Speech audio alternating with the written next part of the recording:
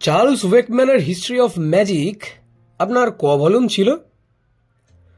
সমরেশ ব্রহ্ম international magic সার্কেলের চিঠির উত্তরে সইটা করে মুখ তুলে চাইল মহিমের দিকে। তাঁর বন্ধু অধ্যাপক রনেন সেনগুপ্তর ছেলে মহিম সবে লাইব্রেরিয়ানশিপ পাশ করেছে। সে নিজেই আগ্রহ করে তার সমরেশ কাকার ২৫০০ অগোছালো বইগুলোকে বিষয় অনুযায়ী ভাগ করে গুছিয়ে সেলফে রেখে তাদের একটা তালিকা করে দেবার ভার নিয়েছে। কেন ২ ভলিউম বলল সমরেশ। মাত্র একটাই পাচ্ছি, সেকেন্ডটা। সে কি, ভালো করে দেখেছ? আগে হ্যাঁ। আশ্চর্য, সেটটা কানা হয়ে গেল। ও বই যে আর পয়সা দিলেও পাওয়া যায় না। সমরেশ ব্রহ্মের বইয়ের নেশা সেই কলেজ থেকেই, ২৫ বছর আগের কথা। ইতিহাসের ছাত্র ছিল সে, তবে তার বাইরেও অনেক বিষয়ের বইয়ের প্রতি তার আকর্ষণ, যেমন ভ্রমণ কাহিনী, শিকার কাহিনী, প্রশ্নতত্ত্ব, অ্যানাটমি আর ম্যাজিক। ম্যাজিক ছিল প্রথমে সমরেশের হবি, তারপর ক্রমে সেটা নেশায় দাঁড়ায়। বাপ ছিলেন কলকাতার নাম করা ব্যারিস্টার আদিনাথ ব্রহ্ম। ছেলেও বিলেত গিয়ে ব্যারিস্টারি পাশ করে আসে, এমন একটা ইচ্ছে বাপের ছিল, এবং সেই ইচ্ছে অনুযায়ী সমরেশও গিয়েছিল বিলেতে। কিন্তু কেমব্রিজের ট্রিনিটি কলেজে ৩ মাস পড়ার পর জাদুকর মার্কা সিলভারস্টানের সঙ্গে আলাপ হয়ে পড়াশুনো শিখে উঠল। সমরেশ তার বাপকে জানালো সে ব্যারিস্টারি পড়বে না, তার শখ চেপেছে ম্যাজিশিয়ান হবার। অনুরোধটা যাতে আরো জোরদার হয় সেই উদ্দেশ্যে নিজের চিঠির সঙ্গে সিলভারস্টেনেরও একটা চিঠি সে পুড়ে দিল খামের মধ্যে।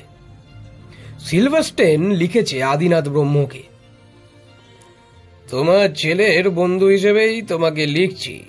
Samaresh is wonderful and he is wonderfully clever with his hands, specially ইন্দ্রজালিক হিসেবে তার উজ্জ্বল ভবিষ্যৎ আছে বলে আমি মনে করি। এক্ষেত্রে যে কোনো সাধারণ বাপই হয় মর্মাহত হতেন, না হয় মার মুখো হতেন, কিন্তু আদিনাথ ছিলেন সাধারণের বাইরে। তিনি ছেলেকে লিখলেন, তোর স্বাধীনতায় আমি হস্তক্ষেপ করতে চাই না।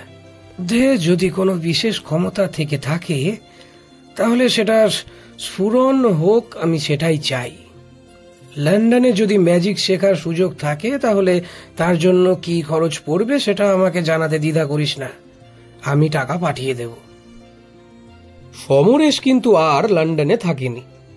সে ২ মাসের মধ্যে দেশে ফিরে আসে এবং বাড়িতেই ম্যাজিক অভ্যাস শুরু করে। তখন তার বয়স ২২। ২৫ বছর বয়সে সে প্রথম মঞ্চে ম্যাজিক দেখায়। সেটা অবশ্যই একক প্রদর্শনী, শুধু হাত সাপাইয়ের খেলা। তা সত্ত্বেও এই তরুণ জাদুকরের আশ্চর্য দক্ষতার প্রচুর তারিফ করে দৈনিক কাগজের সমালোচকেরা তার ব্যাপারে লেখে। ৩২ বছর বয়সে ৭ জন সহকর্মী ও স্টেজ ইলিউশনের যাবতীয় সরঞ্জাম নিয়ে মঞ্চে আত্মপ্রকাশ করেন ব্রাহ্মা দ্য গ্রেট।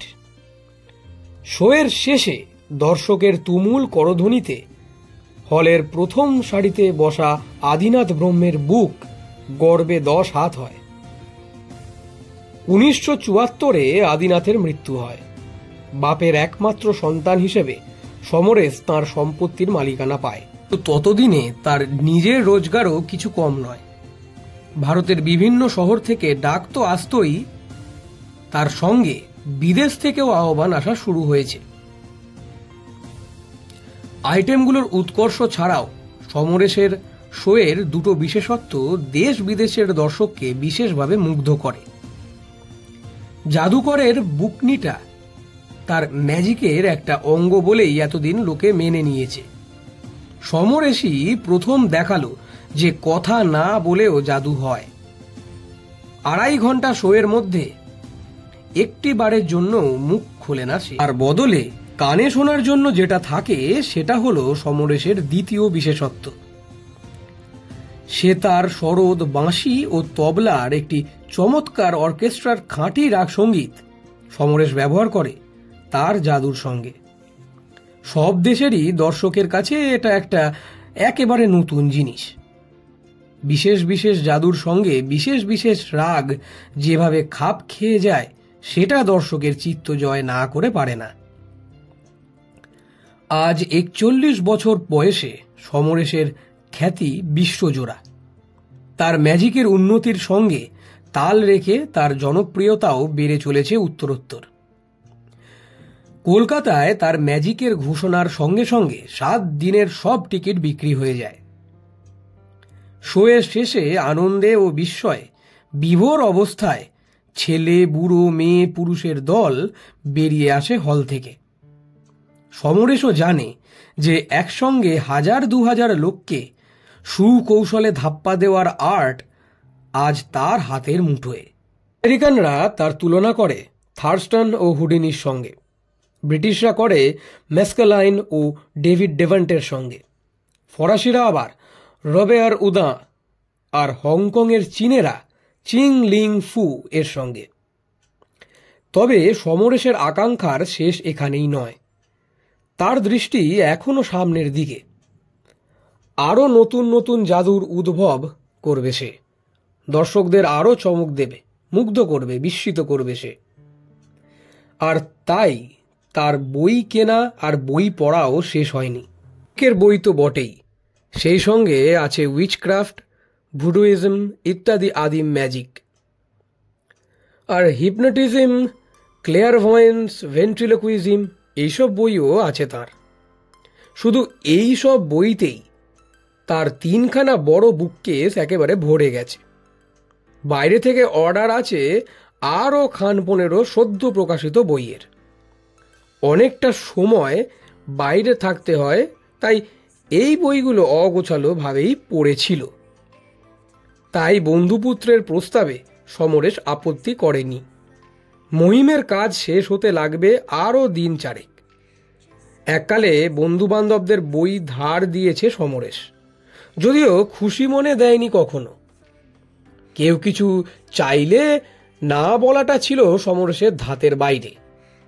এটা যে চরিত্রের একটা দুর্বলতা সেটা সে নিজেও বুঝত, কিন্তু বুঝেও কারুর অনুরোধ প্রত্যাখ্যান করতে পারেনি কখনো। ধার দেওয়া বাইরের হিসেব রাখার জন্য একটি খাতা রেখেছিল সমরেশ। যে বই নিচ্ছে সে নিজেই তার নাম, বইয়ের নাম এবং ধার নেবার তারিখ সে খাতায় লিখে রাখত। বই ফেরত এলে সমরেশ এই নাম তারিখের উপর দিয়ে কলম চালিয়ে পাশে একটা সই করে রাখত। কাজে সফলতার সঙ্গে সঙ্গে মানুষের চরিত্র আরও দৃঢ় হয়, আত্মপ্রত্যয় বাড়ে। সেই কারণেই বোধহয় বছর 10 হলেও সমরেশ বই ধার দেওয়া একেবারে বন্ধ করে দিয়েছে। মাফ করো ভাই, ওই একটি অনুরোধ রাখতে পারবো না। এই কথাটা বলা হঠাৎ তার পক্ষে সহজ হয়ে গিয়েছিল। আজকাল ব্যাপারটা সকলেই জানে, তাই আর অনুরোধটা কেউ করেও না। কিন্তু তা সত্ত্বেও ওই একটা বই বেপাত্তা হয় কি করে? ওই খাতাটা একবার দেখলে হতো নাকি? কিন্তু ম্যাজিকের বই নেবার মতো লোক, ঠিক তো তেমন লোকও ছিল। সমরেশের মনে পড়েছে, মহিম পাশেই দাঁড়িয়ে। সমরেশ তার দিকে ফিরল। শোনো মহিম, আমার ইতিহাসের বইয়ের সেলফের ডান দিকে একটা ছোট রাইটিং টেবিল আছে, দেখেছো তো? হ্যাঁ, ওই তার দেরাজে দেখবে একটা নীল রঙের নোটবুক আছে। এককালে বই ধার দিয়েছি লোককে অনেক, তাই যে নিত সে ওই নোটবুকে লিখে রাখত। একবার ওটাতে দেখো তো হিস্ট্রি অফ ম্যাজিক কেউ ধার নিয়েছিল কিনা। মহিম 1 মিনিটের মধ্যেই খাতাটা নিয়ে এলো। তার মুখে হাসি। পাওয়া গেছে বলল মহিম। লাস্ট এন্ট্রি নামটা কাটা হয়নি। সুনীল তালুকদার কি? আগে হ্যাঁ, ঠিক ধরেছি। দেখি খাতাটা। যাক, অন্তত হদিশ পাওয়া গেছে। চার্লস ওয়েকম্যানের হিস্ট্রি অফ ম্যাজিক ভলিউম 1 ধার নিয়েছিল সুনীল তালুকদার 10/10/72 তারিখে, অর্থাৎ আজ থেকে 10 বছর আগে। ফেরত দেয়নি। হস্তাক্ষর সুনীলের, তাতে কোনো সন্দেহ নেই। কিন্তু সুনীল তো এসেছিল দিন 5 আগে, বিকেলের দিকে। তার সঙ্গে দেখা করার ইচ্ছে জানিয়ে স্লিপ পাঠিয়েছিল মহিমের হাতেই। অসুস্থতার অজুহাতে সমরেশ দেখা করেনি। সাক্ষাতের কারণ তো জানাই আছে, হয় শোয়ের টিকিটের জন্য হাতে পায়ে ধরা, না হয় কোনো ফাংশনে যাবার জন্য পিড়াপিড়ি। এককালে প্যান্ডেলে ম্যাজিক দেখিয়েছে বই কি সমরেশ, কিন্তু এখন যে সমরেশ আর সে সমরেশ নেই, সে কথাটা অনেকেই ভুলে যায়। আর টিকিটের জন্য আবদার জিনিসটা তো বাঙালির মজ্জাগত। ফুটবলের টিকিট, ক্রিকেটের টিকিট, থিয়েটারের টিকিট, গান বাজনার টিকিট, ম্যাজিকের টিকিট, এর আর শেষ নেই। লাইনে দাঁড়িয়ে টিকিট কিনতে হবে ভাবলেই গায়ে জ্বর আসে। যদি আসল লোকের কাছে চাইলে পাওয়া যায়, তাহলে মিথ্যে হাঙ্গামা কেন? যত সব কুঁড়ের দল। অথচ না দিলে বলবে ব্রাহ্মাদা গ্রেটের ভারী দেমাক হয়েছে। নইলে পুরনো আলাপিদের এইভাবে নিরাশ করে?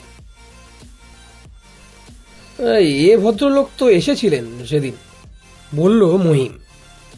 হ্যাঁ, নির্ঘাত কোনো ফেভার চাইতে। সঙ্গে করে বইটা নিয়ে এলেই হতো, কিন্তু তা করবে না। তখনকার দিনে 250 টাকা দাম ছিল সেটা। বহু দিন আউট অফ প্রিন্ট। আজকের দিনে নতুন করে ছাপলে দাম হবে 1000 টাকা। সমরেশ কথা থামিয়ে ভুরু কুঞ্চিত। তারপর বলল, কিরকম দেখলে ভদ্রলোককে? আমার সঙ্গে কলেজে পড়তো, বহুকাল দেখা নেই। রোগা, আধ পাকা চুল, ঘন ভুরু, আর চোখ দুটো তীক্ষ্ণ। আমি বললাম, আপনি এ সময় আপনার দেখা পাওয়া যাবে না। তাও জোর করে আমাকে দিয়ে ওই স্লিপ পাঠালেন। বললেন ওনার নাম শুনলে নাকি আপনি দেখা করতে পারেন। সুনীল তালুকদারকে ম্যাজিকের বইটা ধার দেবার স্মৃতি সমরেশের মন থেকে একেবারে মুছে গেছে। কি মূর্খই ছিল সে, নিজে 10 বছর আগে সেটা এখনো বুঝতে পারছে। নইলে এমন বই কেউ ধার দেয়?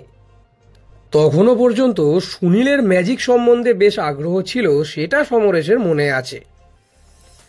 হাত সাফাইটা বেশ ভালোই পারত, তবে ধৈর্য বা অধ্যাবসায় কোনোটাই ছিল না। তাছাড়া অবশ্যই সমরেশের মতো ধনী বাপও ছিল না তার। তাই ম্যাজিকটাকে পেশা হিসেবে নেবার প্রশ্ন সুনীলের ক্ষেত্রে ওঠেনি। সেই লোকের কাছে আজ 10 বছর থেকে পড়ে রয়েছে সমরেশের সংগ্রহের সবচেয়ে মূল্যবান 2টি বইয়ের একটি। ভরসা এই যে জানা যখন গেছে, তখন ফেরত পাবার একটা উপায় হবে নিশ্চয়ই। এদিন সন্ধ্যাবেলা কালী মন্দিরে শো ছিল। রাত 10টা নাগাদ বাড়ি ফিরে এসে সমরেশের আবার মনে পড়ল বইয়ের কথাটা। বছর 12 আগে প্রথম কিনে বই দুটো সুনীলকে দেখিয়েছিল, সেটাও মনে পড়ল তার। সুনীলের মন্তব্যটাও মনে পড়ল, জাদুবিদ্যার ইতিহাসে একদিন তোমারও নাম লেখা হবে সমরেশ। সুনীলের অবস্থা তেমন সচ্ছল নয়, সেটা সমরেশ জানে। সে বিয়ে করেছিল বেশ অল্প বয়সে। 2টি মেয়েও হয়েছিল। একটির অন্নপ্রাশনে সমরেশ নেমন্তন্নও খেয়েছিল। ইতিমধ্যে আরও সন্তান হয়ে থাকতে পারে তার। এমন মানুষের টাকার টানাটানি আশ্চর্য ঘটনা নয়। সে যদি বইটা বিক্রি করে দিয়ে থাকে, মহামূল্য সেটা পঙ্গু হয়ে যেতে পারে মনে করে সমরেশ এবং সমরেশের বুকের ভিতরটা মোচড় দিয়ে উঠল। পন্থা একটাই, সে নিজে বইটা ফেরত নিয়ে আসেনি। তখন তাকে চিঠি লিখে সেটার কথা মনে করিয়ে দিতে হবে। সমরেশ লিখল, প্রিয় সুনীল, সেদিন তুমি এলে, অথচ অসুস্থতার জন্য তোমার সঙ্গে দেখা করতে পারলাম না। আশা করি কিছু মনে করনি। আমার একটা বই ওয়াকম্যানের হিস্ট্রি অফ ম্যাজিক প্রথম খণ্ড 10/10/72 তারিখে আমার কাছ থেকে তুমি পড়তে নিয়েছিলে, এ কথা আমার নোটবুকে তোমার নিজের হস্তাক্ষর বলছে। ওটা আমার সংগ্রহের একটা সেরা বই এবং অধুনা দুষ্প্রাপ্য। পত্রপাঠ যদি সেটা ফেরত দিতে পারো তো অবশ্যই আমি খুব ভালো হয়। সকালের দিকে এলে চা যোগে কিঞ্চিত আড্ডাও হতে পারে। শুভেচ্ছা নিও, সমরেশ। চিঠিটা লিখে বার দুয়েক পড়ে দেখল সমরেশ। ফেরত দেবার ব্যাপারটা বেশ জোর দিয়েই বলা হয়েছে, তবে রূঢ়ভাবে নয়, এটাই দরকার। খামের উপর ঠিকানা লিখে টিকিট লাগিয়ে সমরেশ ড্রাইভার রঘুনাথের হাতে চিঠিটা দিয়ে দিল তৎক্ষণাৎ ডাকে ফেলে আসবার জন্য। কলকাতার ডাক বিভাগ যে সব সময় খুব তৎপরতার সঙ্গে কাজ করে তা নয়, তবে তাদের গাফিলতির জন্য 4 দিন সময় দিয়েও যখন সুনীল তালুকদার দেখা দিল না, তখন সমরেশ রীতিমতো বিরক্ত বোধ করল। তখন করা কি? নিজে গিয়ে সরাসরি বইটা ডিমান্ড করাটা কি একটু বেশি হয়ে যাবে না? তা হলেও যদি ধরে নেওয়া যায় যে চিঠিটা সুনীলের হাতে পৌঁছয়নি, ডাকে খোয়া গেছে, তাহলে এছাড়া গতি কি? বুকশেলফের দিকে চোখ পড়লেই দ্বিতীয় খণ্ডের পাশে প্রথম খণ্ডের অভাবে সমরেশের মনটা হু হু করে ওঠে। বইয়ের নেশা এমনই জিনিস, ওটা উদ্ধার না করা অবধি শান্তি নেই। 7-3 মাধব লেনে থাকে সুনীল তালুকদার। রবিবার সকালে গেলে তাকে বাড়িতে পাওয়ার সম্ভাবনাটা বেশি, তাই সেটাই করল সমরেশ। 9টার সময় সুনীলের কলিং বেলে তার হাত পড়ল। মাধব লেনে এ সময় লোক চলাচল যথেষ্ট। সমরেশ কোনো জনপ্রিয় ফিল্ম স্টার হলে আর রক্ষা ছিল না, কিন্তু এমনি দেখে তাকে ব্রহ্মা দ্য গ্রেট বলে চেনার কোনো উপায় নেই। স্টেজে সে গোঁফ ও ফ্রেঞ্চ কাট দাড়ি ব্যবহার করে এবং নিজের আসল চেহারা কাগজে ছাপতে দেওয়ার তার নিষেধ আছে। কাকে চাই? দরজা খুলেছে একটি চাকর। সুনীলবাবু আছেন কি? আগে হ্যাঁ, কি নাম বলবো? বলো যে সমরেশবাবু দেখা করতে এসেছেন। চাকর তাকে বসতে বলে ভিতরে চলে গেল বাবুকে ডাকতে। দরজার পিছনে বৈঠকখানায় ছড়ানো রয়েছে গোটা 4 সাধারণ সোফা ও চেয়ার, মাঝখানে একটা গোল কাশ্মীরি কাঠের টেবিল। এক পাশে একটা ছোট বইয়ের আলমারির মাথায় একটা ওয়ার পরানো রেডিও, দেওয়ালে গোটা 3 ছবি ও 2 রকম ক্যালেন্ডার। সমরেশকে বসার সঙ্গে সঙ্গেই আবার উঠতে হলো। চোখ কপালে তুলে পর্দা ফাঁক করে হাসি মুখে ঘরে ঢুকেছে তার কলেজের সহপাঠী সুনীল তালুকদার। কি সর্বনাশ! এ কি সৌভাগ্য আমার! কোন দিকে সূর্য উঠল ভাই? আমার চিঠিটা পাওনি বোধ হয়। পেয়েছি বই কি। তাহলে? সমরেশ হতভম্ব। সুনীল বসেছে তার মুখোমুখি সোফায়। ব্যাপার কি জানো, বইয়ের প্রতি তোমার যে কি দুর্বল আকর্ষণ সে তো জানি, আর সেদিন তো গিয়ে দেখলুম আরো কত বেড়েছে তোমার সংগ্রহ। তাই ভাবলুম যদি জবাব না দিই তাহলে তোমার সশরীরে এসে পড়াটা খুব আশ্চর্য নয়। তা অনুমান ঠিকই করেছি, কি বলো? সশরীরে এসে পড়ে সমরেশের যে খুব ভালো লাগছিল তা নয়, দুজনের জগৎটা যে একেবারে আলাদা হয়ে গেছে সেটা সে বেশ বুঝতে পারছিল। পৃথিবীর 40টা বড় শহরের কত লক্ষ লোককে সে তার জাদু বলে বশ করেছে, আরও কত লক্ষকে করবে। আর সুনীল কত সংকীর্ণ তার জগৎটা, ভাবলে অনুকম্পাই হয়। বইটা পেলেই সমরেশ উঠবে। এর সঙ্গে বসে ওই গাল গল্প করার সময় তার নেই। তুমি চালটা ঠিকই চেলেছ, বলল সমরেশ। এমনিতে হয়তো সত্যি আসা হতো না, শো চলছে তো শহরে, তাই ওই বেজায় ব্যস্ত। এবার বইটা যদি ফেরত দাও তো উঠে পড়ি। বই আছে তো নাকি? সুনীল তালুকদার হো হো করে হেসে উঠল। তোমার কোনো বই আমার কাছে নেই ভাই। সে কি? যা আশঙ্কা করেছিল তাই, সে বই পাচার হয়ে গেছে। বই আছে তোমার বাড়িতেই, বলল সুনীল তালুকদার। মানে? খাতায় যে তোমার হাতে লেখা দেখলাম। তা থাকবে না কেন? খাতাটা কোথায় থাকতো সেটা তো আমার জানা। ওই ছোকরাটির কথা শুনেই তখন বুঝলুম তোমার সঙ্গে দেখা হবে না, তখন মাথায় একটা মতলব এলো। দেখি না একটু রগর করে ওকে স্লিপ দিয়ে ওই হাঁটিয়ে দিলুম ওখান থেকে। তারপর দেরাজ খুলে দেখলুম নোটবুক সেখানেই আছে। ম্যাজিকের বইটা সেলফে দেখতে পাচ্ছিলুম, লিখে দিলুম খাতায় সেটার নাম, আমার নাম, আর 10 বছর আগের একটা তারিখ ওখানে লিখে দিলুম। তারপর 2 ভলিউম বইয়ের 1 ভলিউম বার করে নিয়ে লুকিয়ে রেখে দিলুম তোমারই ঘরে। কোথায়? তোমার যে বাক্স প্যাটার্নের ওই পুরনো গ্রামাফোনটা আছে না, সেটার ওই ঢাকনা খুললেই তুমি দেখতে পাবে। কিন্তু কিন্তু কিঞ্চিত আশ্বস্ত ভাবের সঙ্গেই একটা হতবম্ব ভাব সমরেশের মনটাকে 2 ভাগে চিরে ফেলেছে। এরকম পাগলামির কারণটা কি? কারণটা আর কিছুই না ভাই, বলল সুনীল তালুকদার। সেদিন সঙ্গে নিয়ে গিয়েছিলুম আমার 2 মেয়ের অটোগ্রাফের খাতা। ব্রহ্মা দ্য গ্রেট আমার কলেজের সহপাঠী ছিল, সেটা তাদের বলেছি। তার উপরে তোমার ম্যাজিক দেখে তারা অভিভূত। আবদার করলো তোমার সই নিয়ে আসতে হবে। তুমি তো দেখা করলে না। তারা শুনে প্রচণ্ড খাপ্পা, তোমার উপর থেকে ভক্তি চলে যায় আর কি।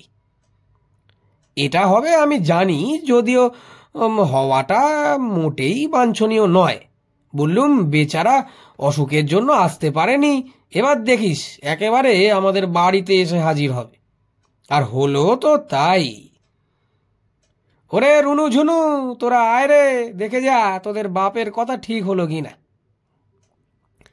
পরক্ষণেই পর্দা ফাঁক করে 12 থেকে ওই 16 বছর বয়সের 2টি ছিপছিপে মেয়ে মুখে সলজ্জ হাসি ও চোখে উজ্জ্বল দৃষ্টি নিয়ে ঘরে ঢুকে সমরেশকে প্রণাম করে তার সামনে খাতা কলম ধরল।